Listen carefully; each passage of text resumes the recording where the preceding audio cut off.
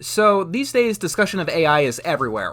People talking about AI art, music, advertising. There's a lot of serious concerns about the topic, from the environment to people getting their jobs replaced. It's been a hot-button debate, and pretty much everyone and their grandmother has made their opinion on it known. And I do mean everyone. Did you know that Spongebob threw its hat into the ring? In between my marathons for Staying Real, I've been trying to keep in touch with the old classics, and how much they've been updated. It's hard because Spongebob has 101 seasons now, but hey, I'm trying.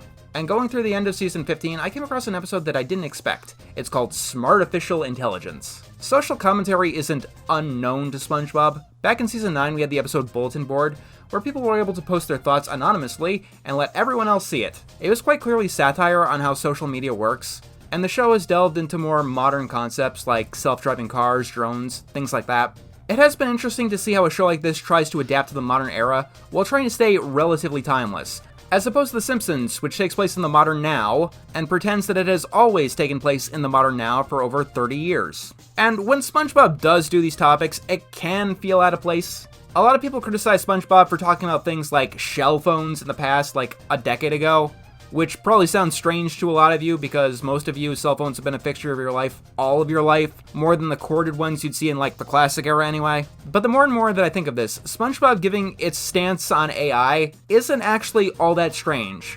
I mean, for starters, robots have been a common fixture on the show since near the beginning. Beyond Karen, they've had important roles in many episodes. From Crabborg, when SpongeBob and Squidward thought Mr. Krabs was a robot when he wasn't, to Imitation Krabs, when Mr. Krabs was a robot, but SpongeBob thought that he wasn't, to Welcome at the Chum Bucket, when SpongeBob became a robot. Alternatively, there is a ton of episodes about the humanity of art. In Season 4, Mr. Krabs retires, and some corporate stooges automate the Krusty Krab so much that the Krabby Patties turn into literal slop. And in Season 6, SpongeBob loses the rough edges that make him SpongeBob, and the Krabby Patties turn into literal paper. Like, again and again, we see that the show is very much against automating art. Although, I will say that it was an odd move to tackle this plot with Perch Perkins. If you don't know, he's the newscaster on the show. A common background character, but not much more than that. Whenever some big scoop needs to be stated to the audience, he's your man. But like, he's not much more than that. Replace him with, say, Proflunster, and a good chunk of the audience probably won't know and won't care. So this episode is about him getting replaced with a robot. One minute he's doing a report on how robots have saved Sandy, and then the next minute he announces that he's getting the boot because a robot has taken his job. Honestly, it's a decently paced beginning. Quick to the plot, but not so quick that we don't know what the hell is going on. Unlike Fun Believable. If I do have a complaint though, it's this joke here. The studio takes all of Perch's stuff because it belongs to the studio, including Perch's hair. Beyond the fact that they immediately establish that it's not a toupee, meaning that it's not studio property, it means that Perch is bald and off-model for the entire episode, which is kinda distracting. I mean, to my knowledge, this is the only Focus episode he's ever gotten to date, and it's weird that during that he doesn't look like Perch Perkins. But I will say, this episode does have some good jokes buried in the wings. Perch is forced to hang out in a back alley full of newscasters past their prime, and they're going on and on about old stories and topics, and it's just great. Do you trust your breakfast cereal? Is King Neptune's crown too small? Babies, for or against?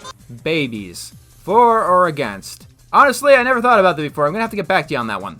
It's not the funniest episode, but I do think that it gets a pass, especially with some of the more subtle stuff. I won't stand for this. I'm gonna give that new studio a piece of my mind. And so, SpongeBob starts a protest. But when that doesn't work in the end, he instead turns to getting Perch work in other areas. First the supermarket, and then the Krusty Krab. Unfortunately, Perch has a hard time adapting. Would you like to explain why your gym has been hit with 15 health code violations this month? Several hard-hitting hours later. Kinda reminiscent of SpongeBob You're Fired, where the character looking for a new job can only do the one thing. Yeah, it's the problem with the show that's lived this long. Even smaller parts of new episodes seem to be very similar to older episodes, and it becomes more and more escapable as time goes on, especially with a show as simple as SpongeBob. I will say that it does work better here than it did in the special. Like, it actually makes sense for Perch to be falling into these old habits, pressing on people and interviewing them instead of actually doing the job he was assigned to. It feels more natural at any rate. Of course, sometimes the resemblance isn't as positive. I'd be remiss if I didn't mention that this entire episode is very reminiscent of SpongeBob versus the Patty Gadget. In that episode, Mr. Krabs gets a robot to try and replace SpongeBob, and that happens to be one of the best episodes of Season 5. I wouldn't call it a funnier episode, but it has a lot more charm that's helped SpongeBob last as long as it has. That one feels very classic, especially with its clever rhyming scheme. They cheered full of glee, all except Patrick, who had to go pee. Not to mention, it's a short, so it gets the basic plot across with about a third of the time. The plot here ends in a similar way too. The robot and the main character go one-on-one final competition to see who can do their job the best. This time around, it looks like Perch is keeping up well, but the robot quickly overwhelms him. Oh, the huge manatee! Well, I was not expecting a Hindenburg joke here, but I love it. How the plot is resolved is a little bit weird. Perch Perkins suddenly gets an idea, and for some reason, he realizes that the robot is causing all of the news itself. I just don't know. It might be funnier and more fitting to the theme if it was like a deep fake or Perch Perkins had a robot reveal that the robot is a fraud. But I will say, the subtle gag at the end of the manager getting replaced with the robot is a funny and clever, easy to miss gag at the end. And if you're wondering, yes, I should have been reviewing the new TV movie where SpongeBob meets himself for the pilot. I really wanted to, but it's not publicly released here in America yet.